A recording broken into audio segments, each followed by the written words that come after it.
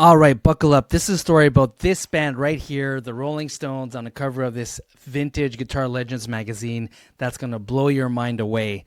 It is definitely a story of pure rock and roll madness. So let's go back to December 6th, 1969, and their infamous free concert at Altamont Speedway in California. So here's the deal. The Stones want to do a West Coast version of Woodstock, pretty much. A huge free concert to wrap up their U.S. tour. Sounds great, right? Well, it started going sideways immediately. The venue kept changing last minute, and they finally landed on Altamont Speedway, which, let's be real, wasn't exactly built for something like this. But the real kicker, they decided to hire the Hells Angels. Yes, you got that right. The biker gang, Hells Angels, as security. And get this, they paid them $500 worth of beer. I guess to the Angels, it's a pretty sweet deal. That's $500 more than they had the night before. Yep. Well, anyways, instead of trained security professionals, they went with a biker gang fueled by alcohol. Bold move, Stones. Bold move. Now, this idea wasn't totally out of nowhere. The Angels had done security for some Grateful Dead shows before, but this wasn't your typical deadhead kind of crowd, high on weed, I'm just going to chill on the grass type of crowd, if you know what I mean. Over 300,000 people showed up. Way more than expected, and the scene quickly spiraled into chaos.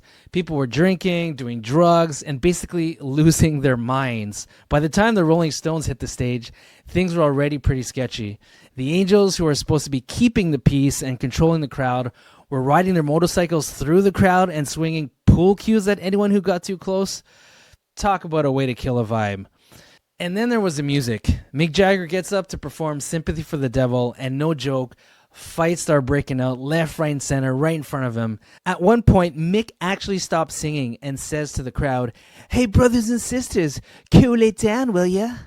Okay, maybe if you can get past that terrible British accent, you can kind of imagine how it went down. But the worst part came during Under My Thumb. A guy named Meredith Hunter, just 18 years old, got into an altercation with the Angels. Witnesses say he pulled a gun, which, okay, right from the start, bad idea. But the Angels overreacted in the most violent way possible. One of them stabbed him to death in full view of the stage. The whole thing was caught on film, by the way, because the Stones were making a documentary called Gimme Shelter. So yes, this tragedy was immortalized on camera, believe it or not, making it even more infamous. The concert was supposed to be a celebration of peace and love, but it turned into what people now call the anti-Woodstock of all Woodstock. Even the Grateful Dead, who were supposed to play, took one look at the chaos and said, "Nope, we're out of here." They bailed out without ever taking a stage, knowing that the Hells Angels had done security for them in the past, but not this time. After Altamont, the Rolling Stones faced a ton of backlash.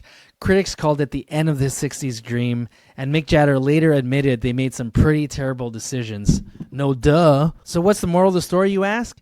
Well, how about this? Maybe don't pay a biker gang to handle a crowd of 300,000 people and pay them in beer? How about start with that? Okay, let me know if you can think of any crazy stories in the 60s in terms of live events like this, but this has definitely got to be up there. I'd be curious to check in the comments. Like and subscribe. I'm going to come with more of these crazy stories. We'll see you in the next one.